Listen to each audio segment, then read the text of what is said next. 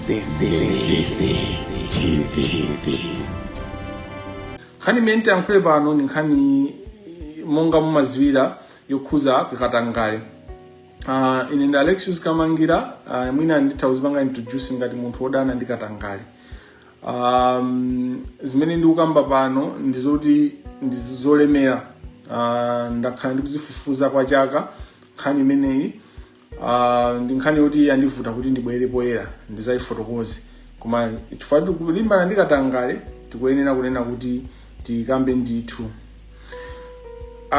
Nkhani ya lero tikuunika ndikufuna kuti ndikutengeni Amalawi kuti tikambirane za nthawi imene Malawi inakhala ikulimbana ndi katangale. Komano katangale ameneyi mu period ya ulamuliro wa ku ACB wa Martha Chizuma. Mukumbukira bwino kuti Martha Chizuma kuyamba kumayambiriro kusankhidwa kwawo kunali kumwa mapokoso, kunali kukokana koma kumapeto kwake anakakamizidwa ma MP aja mpaka na kumusankha Martha Chizuma. Ndipo zomwe zinachitika mzaka zimene Martha Chizuma anali ACB director zambiri tonse tikuziziwa. Koma pali zimene ndikufuna kukamba lero zimene mwina ngakhale ine ndikukamba ndilo uzizidwa thupi langa. Chifukwa chonazo kuti mwina zinthu sizikhala mmene ife timaonera kuti zili choncho. Nthawi zina timatha kuona zinthu nkumaona ngati zili choncho zisali choncho ayi. Nkhani imene nditakambe pano mwina ndikujejema. Ine sinimajejema. Amalawi atha kuvomereza ino atu nkhani mutha kuvomereza. Koma ndikujejema chifukwa choti ndizopweteka zimene ndikuyankhula lero zikundipweteka ineyo. Realizing the things I've realized has been very painful for me. Chifukwa sikuti mwapusa ndino nokha Malawi, koma ine ndemwenso ndakhala ndikupusa, ndakhala ndithu ndikupakidwa phula, ndakhala ndikupakidwa matope m'maso, kumaona ngati ndikuona koma ndisakuona. Chachikulu chimene ndingayankhule, chimene mungatenge pa mkumano umenewu nchonena kunena kuti Martha Chizuma ali mukatangale momwemo. Muchichewa chomveka bwino. Martha Chizuma ali mukatangale momwemo. Izi nditambasula bwino komano sinimafuna kuti ndikamayankhula zinthu ndizizungulira ndikamafotokozera mizisanzo kapena ndikamasindika zimene ndikusindika, ndikamapanga justify chifukwa cha zimene ndikunenera, zimene ndikunenera zikhale kuti chemwatola cheni kuti ndikuti chani. Mkumano wa lero, msonkhano wa lero, chimene ndikufuna kuziwisa Malawi nchonena kuti mukafukufuku wanga amene ndakhala ndikupanga for a long time, nditha kunena kuti Martha Chizuma ali mukatangale momwemo. Ndiye nkhani imeneyi ndi nkhani yonena kuti ineyo ndimakumana ndi zambiri ndipo ndimaziwa zambiri. Koma nkhani ya Martha Chizuma yandipweteka kwambiri, yakhala kundipweteka for a long time. Ndakhala ndikusungira ma live anga ambiri ndimakhamba kunena kuti zinthu zimene ndimaziwa zinthu zambiri, pali maposta ambiri amene malemba ndimaziwa zinthu zambiri chifukwa nthawi zina ndimatha kumaona anthu akulemekezedwa, akupasidwa ulemu, akupembezedwa, koma ine ndikuwaziwa anthu aja. Ndimakhala kuti anthu aja ndikuwaona muzonse, andi ndimakhala ndi information. Ndipo zimene zimakhala zikuchitika, zimakhala zikupanga confirm ndikupesa soma umbonena azinthu zimene ndimakhala ndikunena. Ndikutengani ka history pang'ono ka Mai Chizuma kuti mwaziwe kuti Mai Chizuma achokera pati. Koma ndiyambira kweni ali atakhala a lawyer. It's important to know people from where they are coming from. Chifukwa katangale samangoyamba lero ndi lero, katangale okhazikikaye, katangale amene akusokoneza dziko la Malawi amakhala well established, amakhala ndi foundation. The reason why it's difficult or it's not easy to fight corruption, to end corruption, is corruption hiyo imakhala ndi midzu, imakhala ndi a foundation, imakhala ndi madziko okhazikika. Ndiyeno ngakhale mawu a Mulungu, Amalawi makhulupirira mawu a Mulungu. amanena unena kuti nyumba mukangoyimanga pa mchenga opanda foundation imagwa. Satana atu amamva mawu a Mulungu ndipo amapanga implement mawu a Mulungu. Pamene inu ana a Mulungu mukumveza kuti mungopanga zinthu zanu simukumva mawu a Mulungu.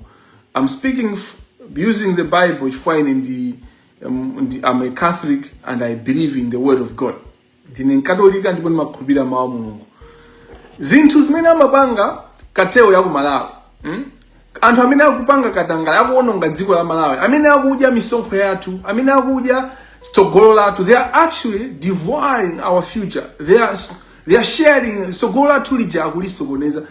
Tsogolo la ana anu, tsogolo la ana ine, ana athu akulipapwaza, akalikhalira ngati pa tebulo ndikumalitafuna, akulitafuna, akuligagada.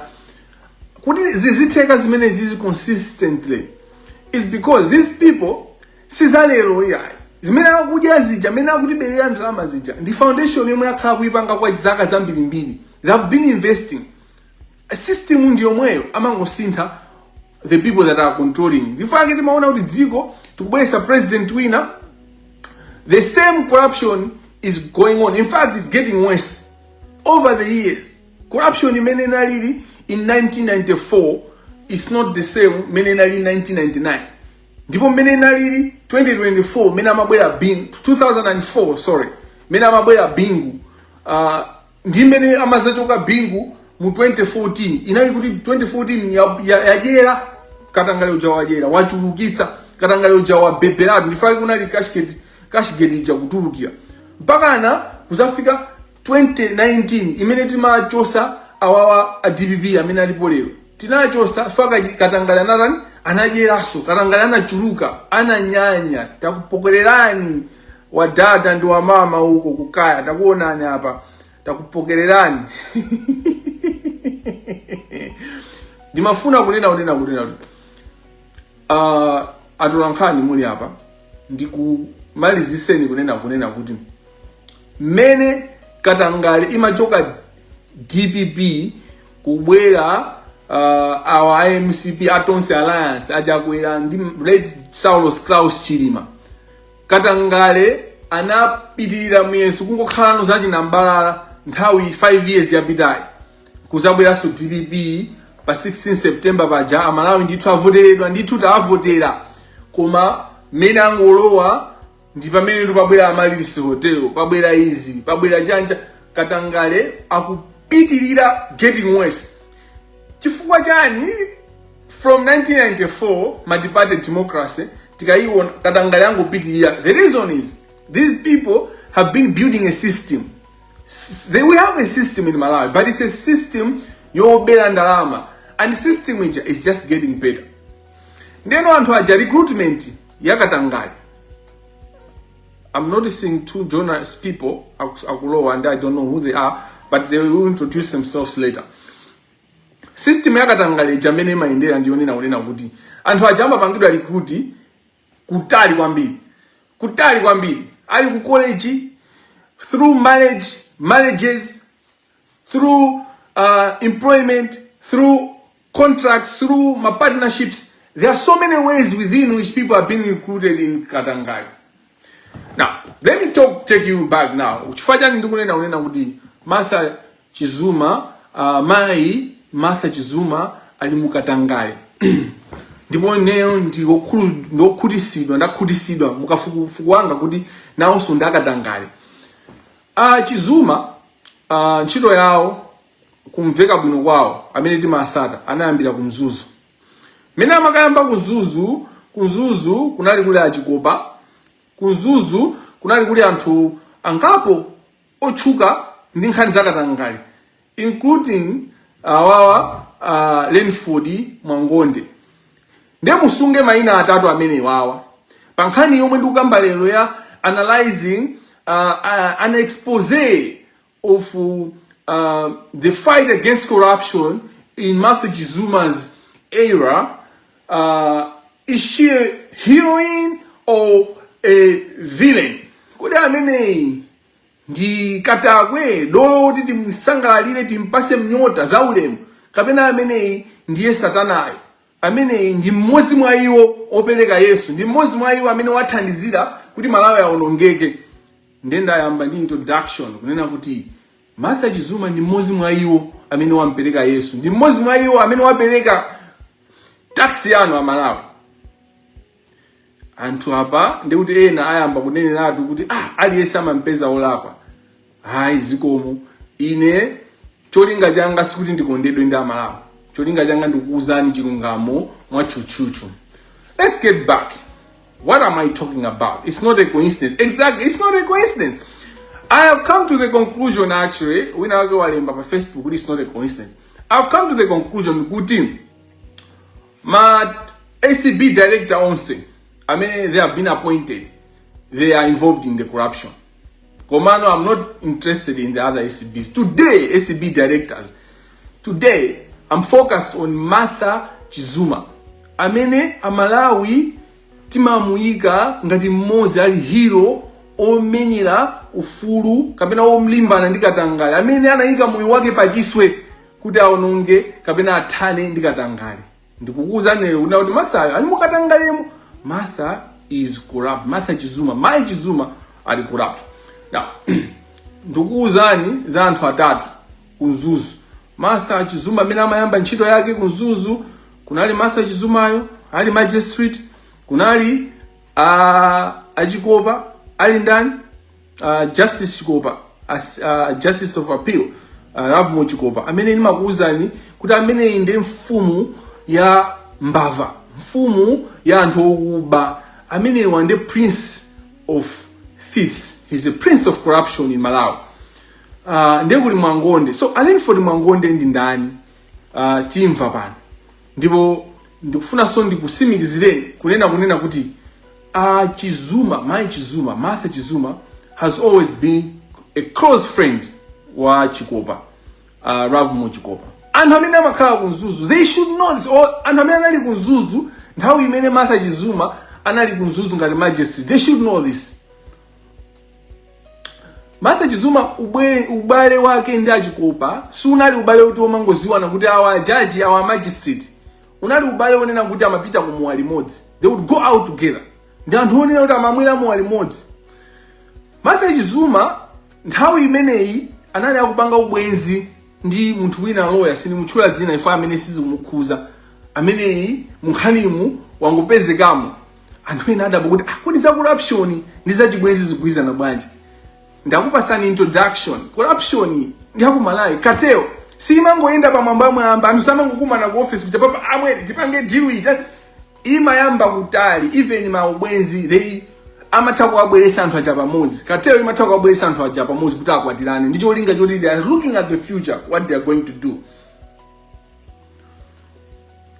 Ubwenzi wa Martha ndi lawyer ameneyi unatha chifukwa cha zifukwa zimene siningazineni, ifwa zimenezo sizikugwirizana kweni sindikufuna kumpanga touch this lawyer because this lawyer is innocent. Then Martha Chizuma anayamba ubwenzi ndi Renford Mwangonde. Renford Mwangonde ndi ndani? Panopa as we speak, Renford Mwangonde ndi PS, Principal Secretary wa boma la DPP nkhani ya good governance, which is a job to the country. Imene ili chipongwe, it's a slap in the face. Anyone who knows Renford Mwangonde will tell you this is a job to the nation. And they put this person who is corrupt, he's corrupt to the core, they put him akuta kuyanganira good governance in Malawi. That will tell you what they are trying to do. They are reinforcing the corrupt cartel. They are enforcing corruption. So Renford Mwangonde ndi ndani? Renford Mwangonde anapanga ubwenzi ndi Martha Chizuma kunzuzu, and to the point where anakwatirana. Ndipo anamanga ukwati wao. Anali banja. Renford Mwangonde is very important to the involvement ya Martha Chizuma mukateo, because quickly anthu amaganiza kuti kapena kateo imapanga narrative yonena unena kuti Martha is good, Martha ndo wabwino bwino, vuto ni mamunayi ndi amene ali implicated in the corruption. No, they are both implicated in the corruption. And lero ndikufuna dziko liziwe. And I'm taking this issue locally, Malawi, regionally, and globally. If I am to be persecuted for pursuing justice for Malawians, let the world persecute me for pursuing justice. Koma, zo pakana, zo namizana, zikuyenera kuti zithe ku Malawi. And corruption yitu tikumaliza. We are dealing, corruption yitu tikudiliza pang'ono. Amene akuchedwa akuona ngati this is zongosewera, you keep on. Muzazindikira nkhwangwa ili mutu. Koma nkhwangwa zili mitu kale mwa anthu ambiri. Sindikufuna kukamba zambiri zokhuza za mbanja. Komano nimafuna ndikupaseni connection ya Martha Chizuma ndi Lenford Mwangonde. Amene pakali pano sali limodzi ngati banja munthu ndi mamuna wake. Chifukwa cha zifukwa zawo zimene sitifuna kuziwa. Koma ineyo lerolo ndikusindika kunena kuti pa zinthu zimene zachitika pa nkhani ya Katangale ku Malawi. Lenford Mwangonde has been the deal breaker, and Martha Chizuma has not always been an innocent participant in this corruption. She has been, because she has been part of the cartel kuyambira kuyambira from inception as a lawyer. From nthawi imene anali magistrate kumzuzu. Tsegulani maso a Malawi. Follow these people. Everyone that I've mentioned, mumufufuze atolankhani. You should follow out kuti munthu yuyu kukoleji anali wotani. Nzake anali ndani, ni mwana wa ndani, amene wawandi ndani. This is how you investigate corruption. It's so easy to catch these people. They don't even hide it. It's on the platform. This is the main message imene ndikudandaulirani, ndikulilirani atolankhani. Kuti tazitolani nkhanizo, tatolani nkhani. Can you follow up on every person that has been mentioned in the corruption? Because kuli anthu ena amene akupanga zoopsa kwambiri koma mumapembedza ndipo mumayika ngati ma heroes. How today do we have Lenford Mwangonde as PS wa good governance? Which good governance? In how to steal money from Malawians? Now, ndibwerera kwa amayi Martha Chizuma. Kodi iwo royal ndi jani Kamangila mungu kamba za Lenford na nkha Martha Chizuma ndi otani. Muziwe kunena kuti mukumbukire kunena kuti amayi Chizuma, so mena anali ku magistrate amagwirira ntchito limodzi ndi achikopa. Zigamulo zina zawo ukaziwerenga za ku magistrate zimene analemba amayi amenewa zimachita kuoneka kuti chigamulo ichi analemba ndi achikopa. Later in life, Martha Chizuma anasankhidwa kukhala ombudsman. Ngati panali nthawi imene anthu anamukonda Martha Chizuma ndikumuziwa dziko la Malawi, ndi nthawi imene Martha Chizuma anali ombudsman. Koma mukuziwa kunena kuti munthu wina amene anakhalapo ombudsman ndi ndani ku court kuja?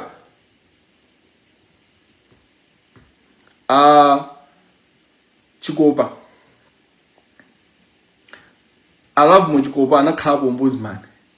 Nthawi imeneyo achikopa ndi akapanda atabandalama ku law firm imene amagwira ntchito, ndipo Malawi Law Society ya nthawi imeneyo ikuafufuza kuti achose.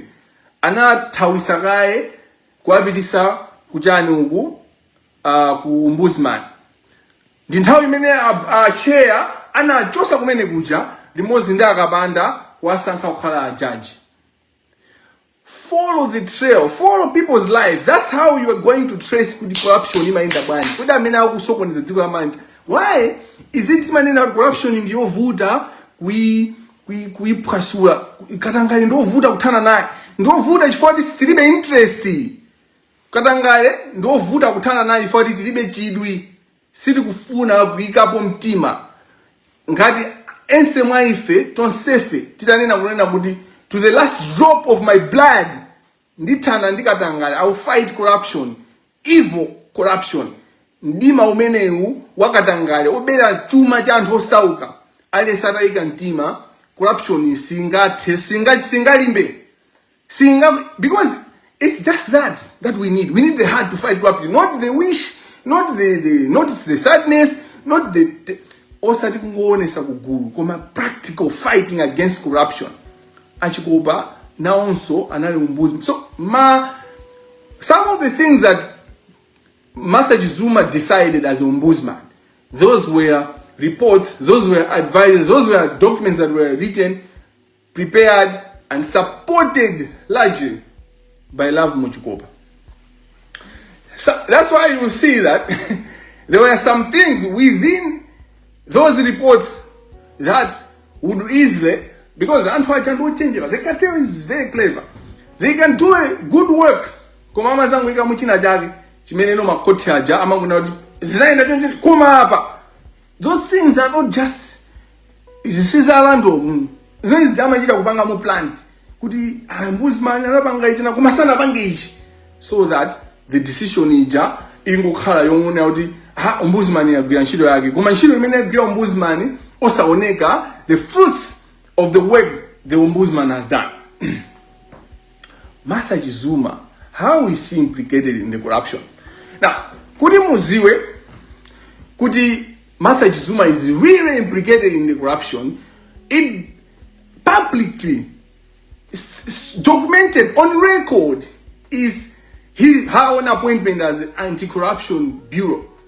Appointment ya Martha Zuma mene inaendera ndionera kupena kuti atapita ku interview kuja chifukwa nzatuyu sikuti ndodalisika munkhani zamalamulonzi kapena munkhani zimene zizi sindikufuna kuyankhula zambiri fanga khale munthu yali wakatangali koma ndi munthu, so tikuyena timulemekeze ngati munthu. Ndepali zinthu zichewa zina mwina sindingayankhule pa air chifukwa ndifuna ndimulemekeze umunthu wake. What I hate kamena zimene tikudana nazo ndipo malamulo zimene amadana nazo kuti zimene zikudana nazo chifukwa choti ineso this is nothing personal.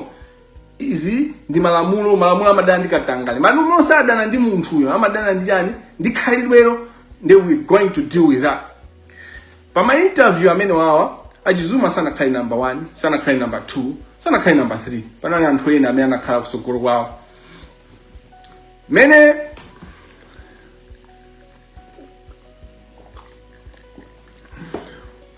muzizi wakunena kuti kwa wanjitika ma interview ICB director kateo imakhala kuti yatumiza 2, 3, 4 people that are belonging to the cartel. Imatumiza kagulu kawo kuti inu kapangana apply, ndipo they are very strategic and are very committed. Anthu amene timafuna kupanga zabwino kapena ndi mtima wabwino timangonena kuti tikufuna kupanga zabwino ndi mtima wabwino, corruption thane nayo, koma we don't really invest in the corruption. Anthu amene amafuna kuthana nafe amene akutibera dziko lathu, they invest in the corruption. Wawa, they invest in the corruption, they put in money, they put in their lives, they put in their whole family in the corruption.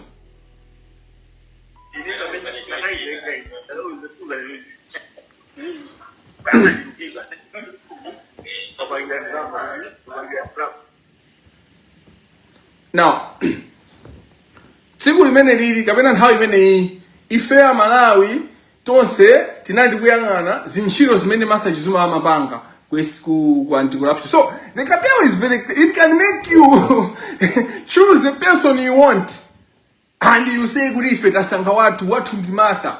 Oh, Martha ndi one good. Martha ndi wakateo kaya. Kateo, they were just playing you. Koma if Martha was not going to succeed, the other person was going to be amena banga na interview ngati mukukumbukira bwino.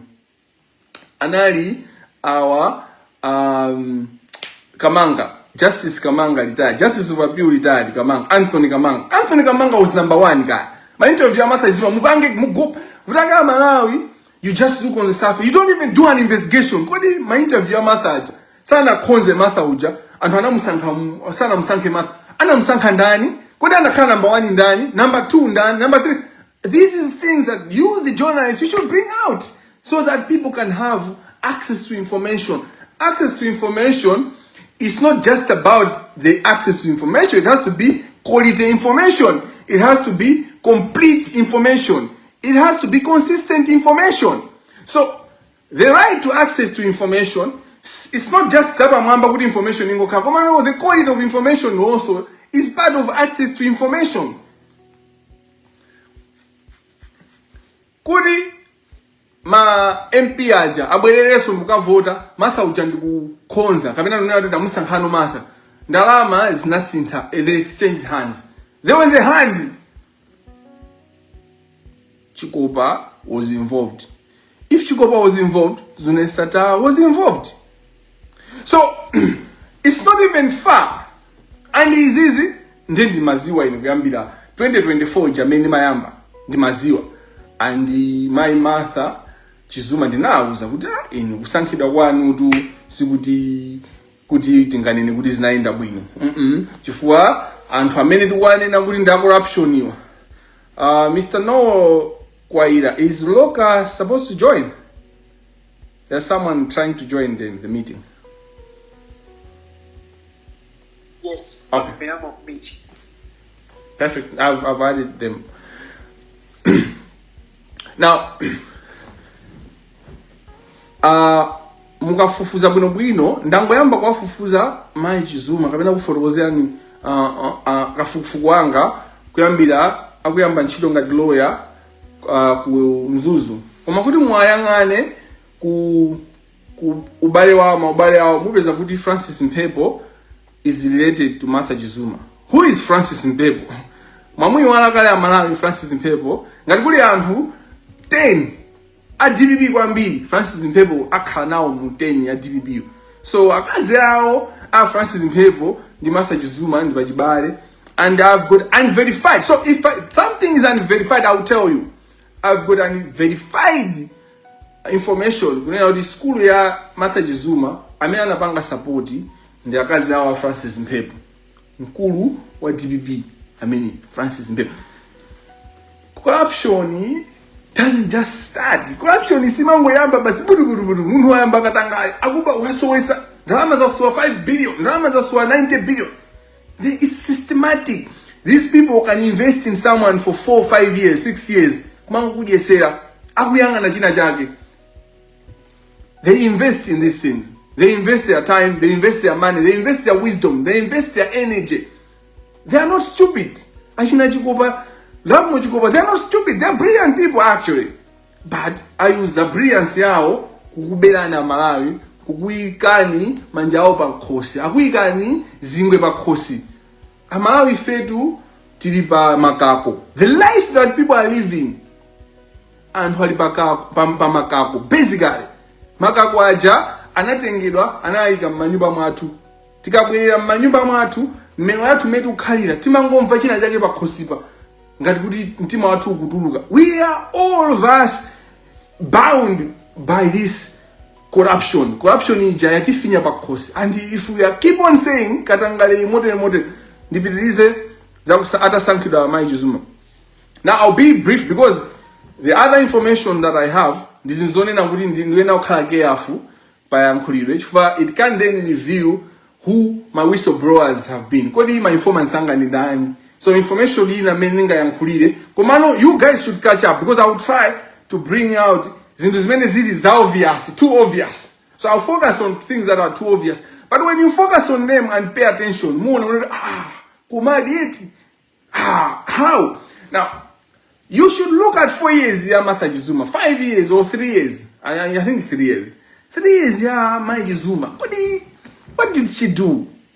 Anabangayani. What did she do? You know, did someone he wanted to do come the system? Okay, anabangayani. Many my SCP director ambuyom. My SCP director ambuyom. They didn't fight the system. They didn't have a system. You should analyze. Kudi nankano uyu Matemba, Ramek Matemba. Wasn't he fighting a system? How did Mademba get convictions from maybe one of the richest people in Malawi, Tomu Mpinganjira? And that was not easy. That was big. But this is SCP director who really had a vision, who really wanted to fight corruption. Unfortunately, he was also implicated with Zune Sata. As good as Matemba was, so you can see, as good as Remek Matemba was in terms of fighting corruption and knowing prosecution. You can give my example, Matemba. When it comes to Martha Jizuma, it's just the media. She was playing the gallery, and people know her. And Antamina Kamsanga, why they didn't want her, they were afraid of her lifestyle, of trying to impress the public. Now, Kodi Martha, Tinganene Gurijani. So I'll give you specific examples. Kani ya cement, ya tipping. Kani ya tipping, anda baba, ndikuuzani zinu zina zoti mwina, muku yaso, koma ndichilungamu, ndikuuzani. Kani ya cementi, amene anasokoneza kuti nkhani ija isaende ndi Martha Jizuma. No one else. Chifukwa Dr. Stephen Kayuni anagwira anthu ena ndikuwaonesa umboni kuti inu munapanga chakuti. You know, anthu aja ndikunena kuti andizoona ndetitani pamene pabwana. Ndikukambirana nawo anthu aja kunena kuti what we call plea bargaining. Plea bargaining mukangwira mbava, mukachigwira chimunthu chakuba. Uza unena kuti iwetu ndeti kumanga ndipo tikumanga kwambiri.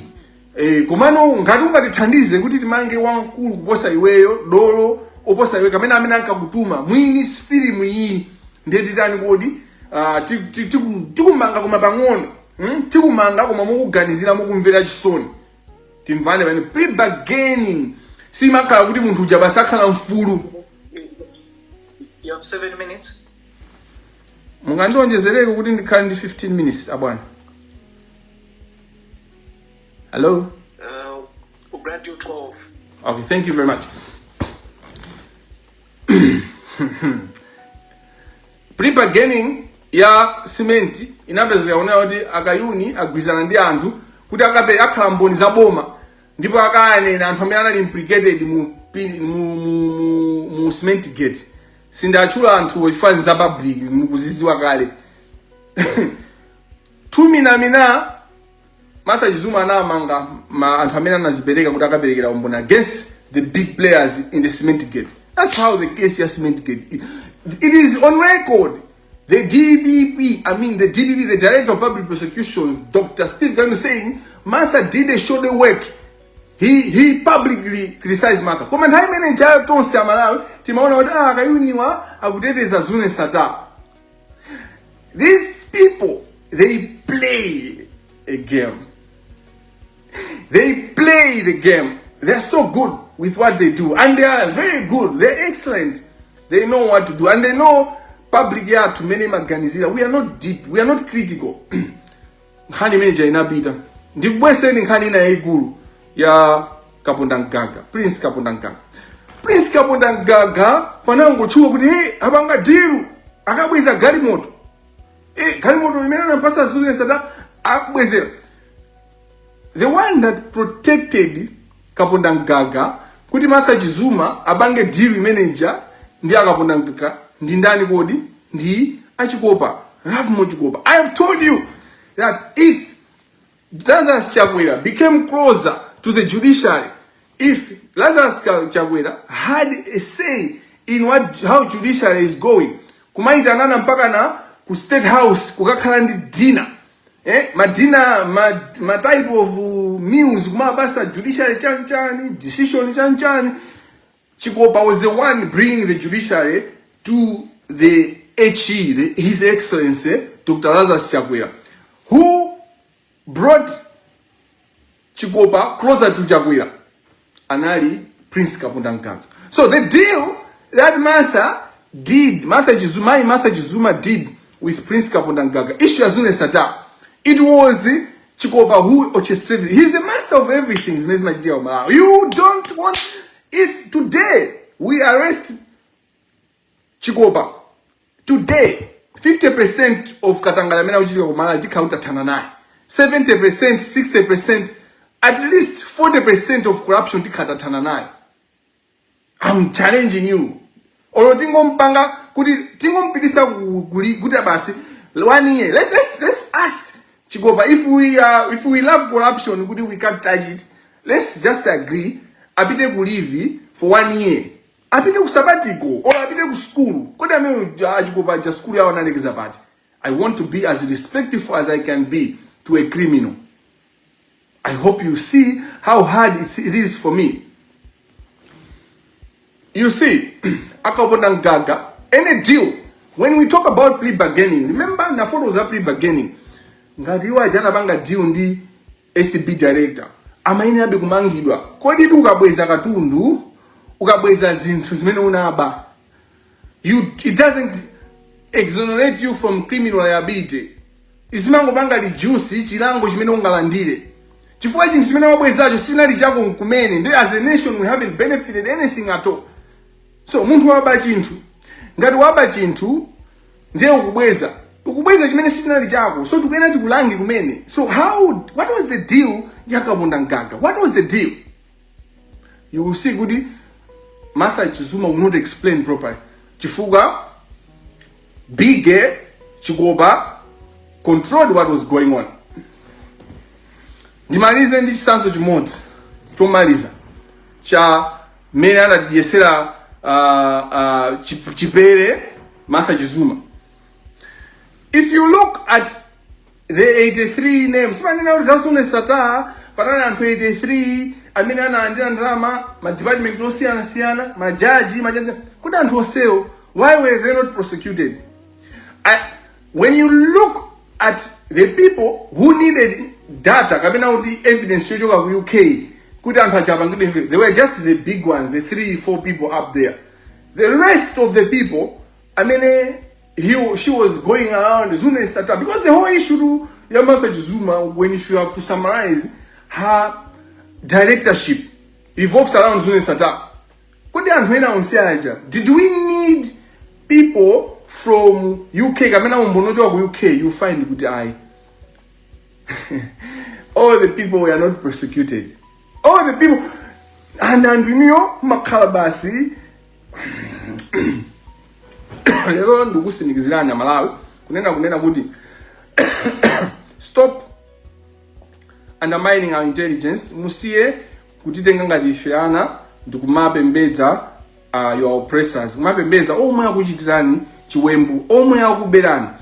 Martha Chizuma ali ndi a block of 4 flats ku Lusaka. Ma flat amene wawa alipa Kingsland in Lusaka. These flats, these 4 flats were bought by Zune Sata. The process, so so I'm asking fiscal police, SCB to prove me wrong.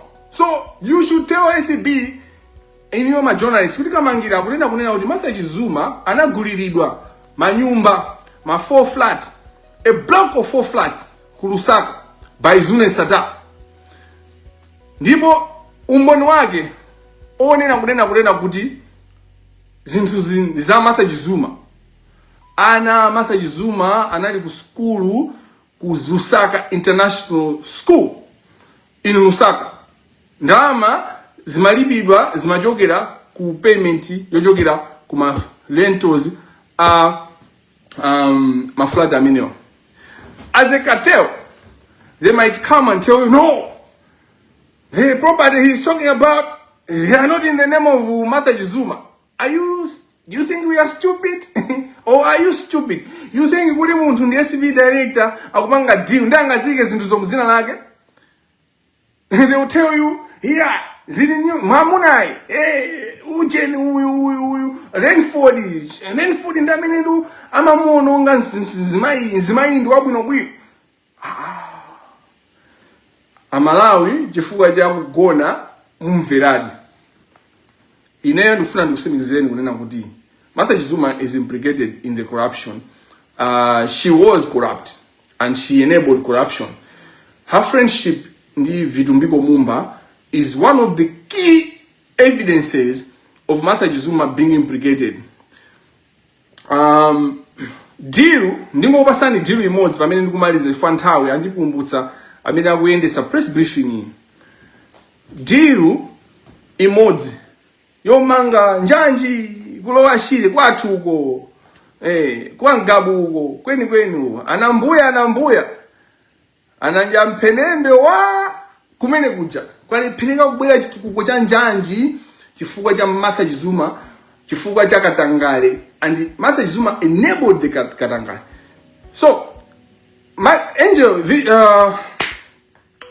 our mother angel, and I in contract in the Boma Malawi with our Mangan Change Manage. And mother angel is the biggest. All these institutions, I mean, I'm a manga, even my Chinese, I mean, lower system, I mean, lower system, ya construction, zindu zao zina ama bweleka kwa mother angel. I'm not saying mother angel kulibe katangale, kuli katangale wake, but I'm telling you katangale uyuyu, singu kamba wa mother angel, kamba katangale wa vitumbiko mumba, wa Nick Chakwera, enabled by Martha Jizuma. The mother angel, they had this contract. They had this contract, Martha Jizuma naika restriction order. Ndukubanga enable kuti contract ija ibide kwatika kaguru kamene kana connected ndi vitumbiko mumba. And in the end tinango yesedwa chipere palibe chicho simana chikanthu chanango chandala ndipo Martha analandira ndipo ndamba zimana analandira ndikuziziwa kusogoloku pamene akupanga investigation anthu ngati ali interested ndizawauza ndalama zeni zimene Martha analandira kuma Martha wadya zake zambiri za vitumbiko mumba. And mukayang'ana chipani cha MCP china chimene chinagwesa chipani cha MCP Mulungu anayambisa anthu aja kuyamba na ukauka vitumbiko mumba amapereka information ina ku SB through nzake uja Martha Jizuma uja ndikumapezeka kuti ena ake akutibulidwa ndi SB koma iyeyo osatibulidwa. Zimenezi ndizonena kuti even ku chipani cha MCP they will discuss these things. Makesi ajina Norman Tisale sana kaenda chifukwa chonena zonena unena usama oneka mmene akuyendera chifukwa chonena they were protected by the cartel and the whole system going down they were implicated. So we have been dealing, what I'm concluding with, over the past 5 years we're dealing with a DPP that was implicated in the corruption. Both Dr. Kayuni and Masao Sochankaka were dealing with the Attorney General Tabo Jakaka Nyirenda, who was involved in the corruption. We were also dealing with an SCB director who was not just involved, who was also corrupt in the who was also corrupt and enabled the corruption. And her role was to play the good dog, the good person, and she did that well. Zimene ndikukamba lero ndizinzoopsa kwambiri chifukwa ndikupanga deal ndi munthu amene anthu anasala pang'ono kumangira statute ngati statute sinamangidwe anasala pang'ono kumanga stadium ndikuyitchula kuti Martha Jizuma Stadium koma munthu ameneyi apart from zimene walandira, apart from even masankhidwe yake, she has property in Lusaka bought by Zune Sata, King's Land in Lusaka bought by Zune Sata, the profits of which we are paying school fees ya ana age awiri. Ana mizila unena odi ya zimena mabanga zimenezi ndi Mangomba, Renford Mangomba. Kumano Mangomba anamangidwa, if she knew, did she ask the husband because that's the main issue that you should ask yourself. Ineo ndikuika nkhani imeneyi ndicholinga chonena kuti iniyo atola nkhani muilembe nkhani muifufuze. You should find out a block of 4 flats in Kingsland in Lusaka. I know Mkwaira, I'm up for questions, for comments, but basically questions, and I would plead kunena kuti afuse mafuso kawa amene ali atola nkhani zikomo kwambiri. Thank you for that. Quickly, colleagues, if we have questions, just raise up your hand, introduce yourself, then ask the question in regard to what has been presented.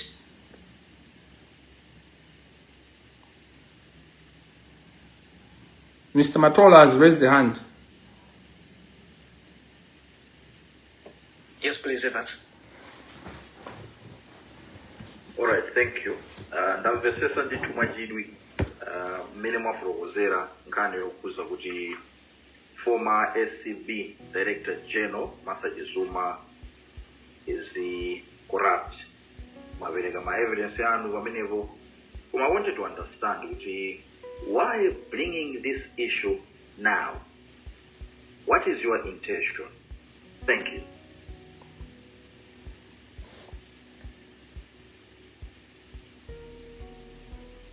Should I take that immediately?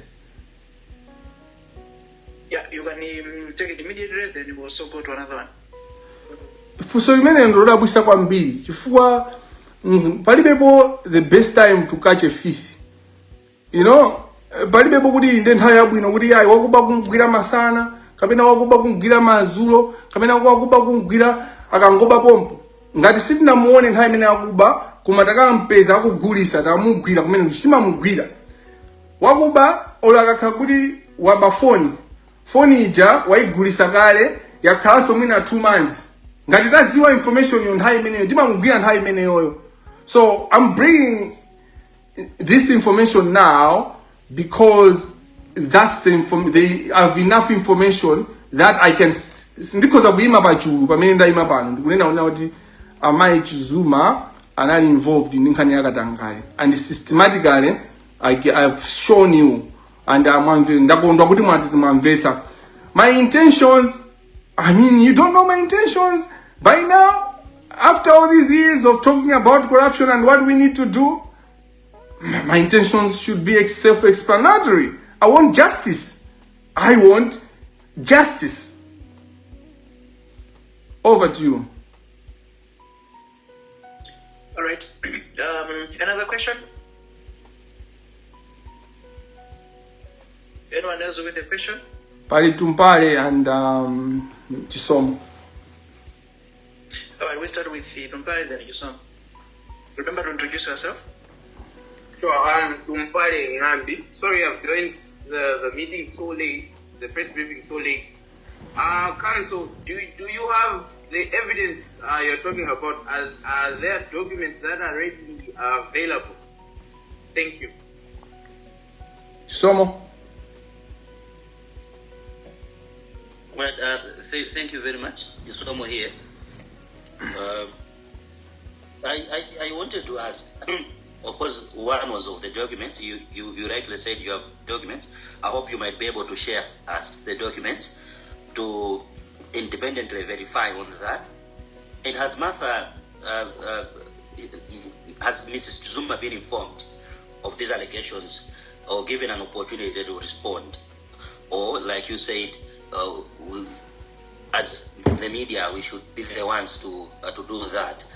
And if an independent investigation finds no evidence of wrongdoing, will you be able to withdraw your allegations and apologize? Thank you.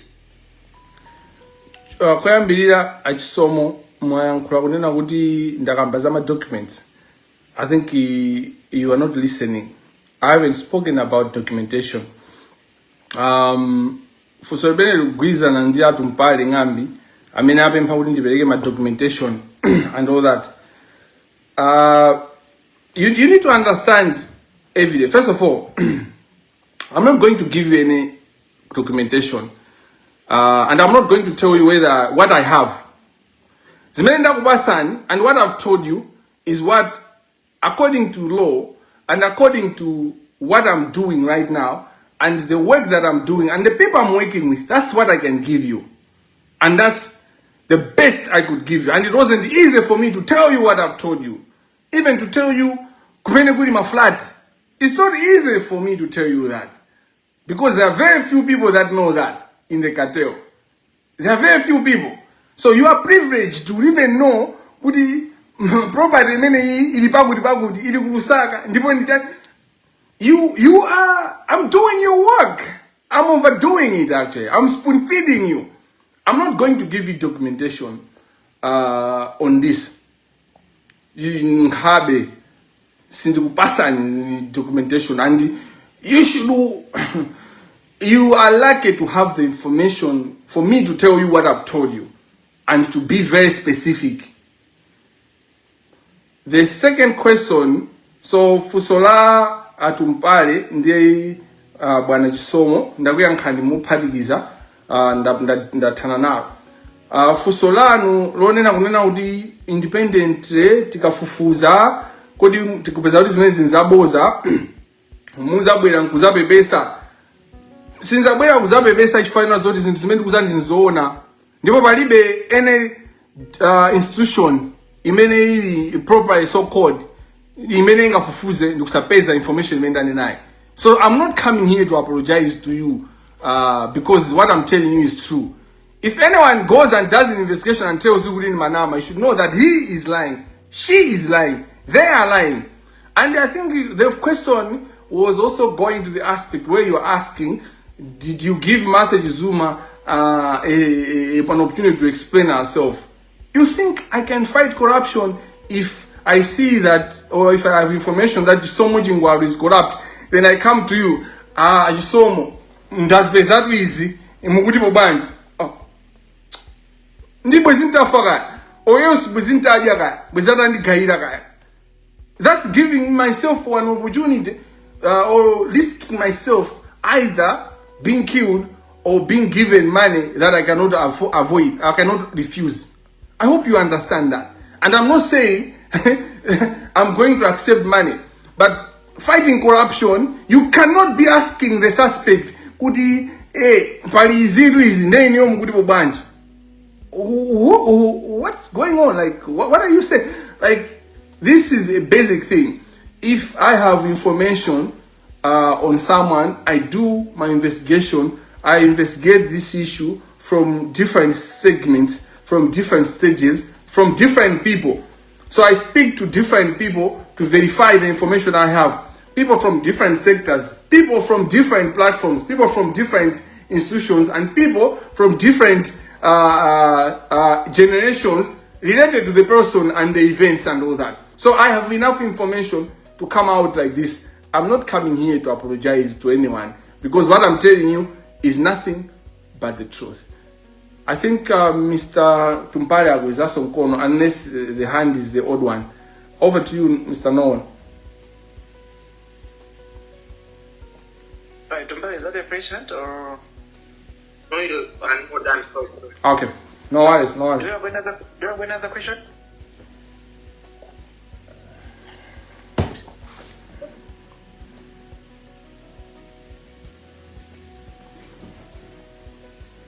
Abale yanga ndifuse ni mafuso nditu. Evers Matola, I think wakweza mkono.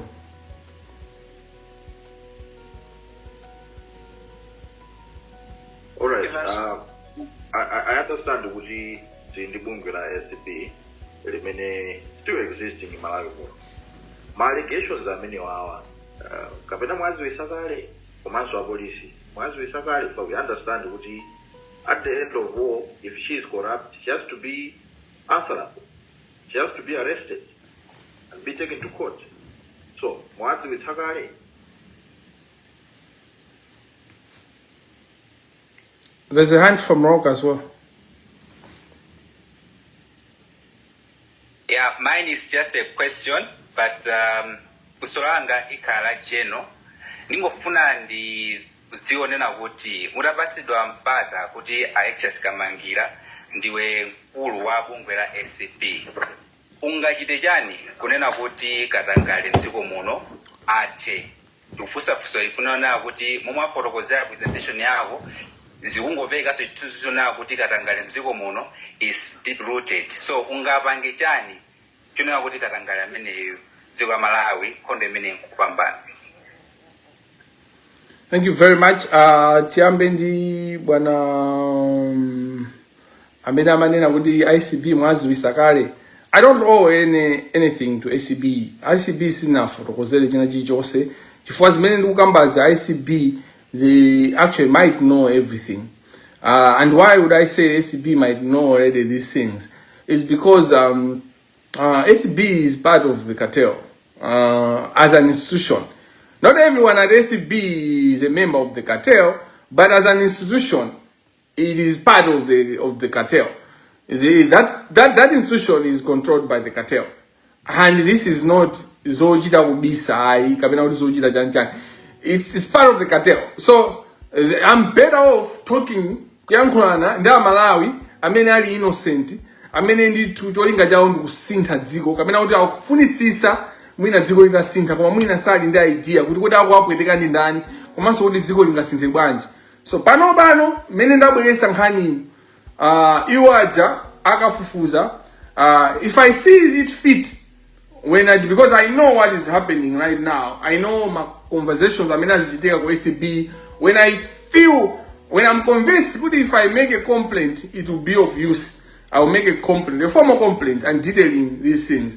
But also I'm more interested actually to write World Bank because that's where Chizuma works. And why World Bank? Because I know, I believe, I don't think they're angels at World Bank, but I believe that they at least try to pretend to do the right thing. So if I write a proper document, if I write a proper thing, let me not say what I'll put in there and all that, then they are indebted to do a proper investigation, and they have the capacity to do a proper investigation. So this issue is I'm not ending it at discussing with you journalists. I'm going to be writing World Bank, but that also at my own time, because I think sometimes I can end up putting myself in a prison where I make promises, I'll do this and all that, but by just coming here, I've done something no one can do. No one can risk this that I've done. I don't know if you, my ladies and gentlemen, you understand what it takes for me to come and tell you these things, you know, because sometimes Malawi imangofuna kumangolandira and you just demand. There is life of entitlement. You know, I am doing this. I'm not ACB director. I'm not, you know, any public officer. I don't owe you anything, you know. I'm doing this at my own volition, you know. And I do it happily and I do it convinced. But then, in the course of sacrifice, in the course of commitment, and commitment, so that's something that I'm avoiding. I'll do it as I feel fit and as I see relevant. I trust more the World Bank, not because they are angels, let me repeat, but because they do pretend to do the right thing. So then they can help in doing their own investigation in what I'm raising right here. Mr. Loka has asked if I was the SB director, what would I do? I would end corruption. And I can end corruption. And it's easy. Do the right thing. It's easy to end corruption in Malawi. I can challenge you. Corruption is easy to end corruption. It's talk, and either the idea or they are benefiting from the corruption. You can end corruption. And ending corruption doesn't necessarily mean it's fun when also can be said kama vuda or amasanga kusavuda. But no, what we're dealing with. Let's just for example. Pajaga ngati tukubesa ngati anthu akutibera 1 trillion.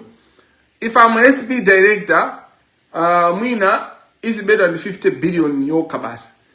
Pamene popo to percentage wise ndathana ndikatangayo. Zikomo kwambiri.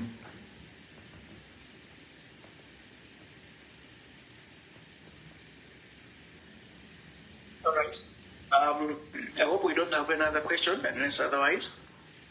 Let me give you Mr. Kamangila at least a minute or two to conclude. Zikomo kwambiri. Ndiyambe ndikuthokoza atolankhani amene mwabwera kumkumano umenewo. It's not easy kupita ku msonkhano wa umene ayitanisa Kamangila. Mwina ena akuopsezani kayo akakulatirani kumeneko akakunyozani. Mandoona ine sina kunyozi na atolankhani anga ukondeka ndinu anthu ukondeka kwambiri. Ndipo mukugwira ntchito yotamandika atolankhani. China chimene ndinganene nchonena kunena kuti nkhani ya Martha Chizuma is not the craziest thing I've said. People will be like, hey, I've caught the judge being corrupt. I've caught the judge being corrupt. So no one is immune to be called out. When it comes to pursuit of justice, when it comes to pursuit of truth, No one is immune to criticism or being caught in the act. As long as you are engage yourself in the corruption, you will find yourself in these platforms being discussed. Chachitatu nchonena kudena kuti tisiye kukhala anthu okondera. Nkhani zikakhala za anthu osauka timazitulusa mwachangu. Koma zikakhala za anthu olemera timafuna 1 year tikupanga investigation. Apapa kutereko zinthu sizilembedwa bwinobwino, atola nkhani salemba bwinobwino. Ngati atalembe muona mataito ake akhala kuti alleges that chanjani zongoonesa kuti basi zinthu zisatuluke mmene takambirana pano.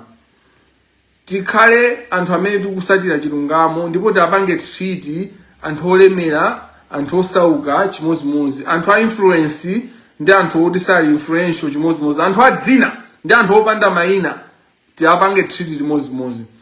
Kumapeto kwake, I am committed to the fight against corruption to the last drop of my blood. I keep on saying I'm not going to die. I'm going to live. I'm going to see the children of my children. But every energy that I have, I'll fight corruption. And I'll fight anyone who is corrupt so that we can end the malpractice. Lero kukambidwa nkhani ya kugwa kwa ndege, koma ndege ijatu cheni chimene ndege tukamba za ndege kuti inagwa chifukwa cha katangale. This to other people haona ngati kuti is over pushing it. Koma zonse zitu ndi katangale. Kuti military yathu, MDF yathu ikhale yosauka, yopanda ndege yooneka kumaso kwa anthu. Alibe ndege yoti angapite nayo ku nkhondo asilikali athu chifukwa cha katangale. Pano kuti ndiyambe kupanga mention majeno tichedwasa anthu somwe yamba kufusa mafuso. Komano vuto la Malawi kumapeto kwake Mr. Noyo Nkwaira munandipasa 1 minute. Vuto la Malawi ndi katangale. Zina zonse they are symptoms of katangale. You know, so access to justice, which is an area of my expertise, cannot be attained, and Sangan enjoy the right to access to justice if there's corruption. Mulungu akudaliseni nonse. Mr. Noyo Kwaira mutakusankha munthu kuti second pemphero. Sure, Evans, you may close with the word of prayer, then we'll leave. All right, thank you. Chipemphere zikomo Mulungu kuti pathamwayi kuti tikhale ndi online press briefing imene tinali nayo. Tikupemphani kuti pamene tikumaliza press briefing imeneyi mutithandizire kuti tikalembe chinthu chimene tikakhale chopindulira dziko lathu la Malawi maso opindulira nzika zake. Mu dzina la Khristu tipemphera. Amen. Amen.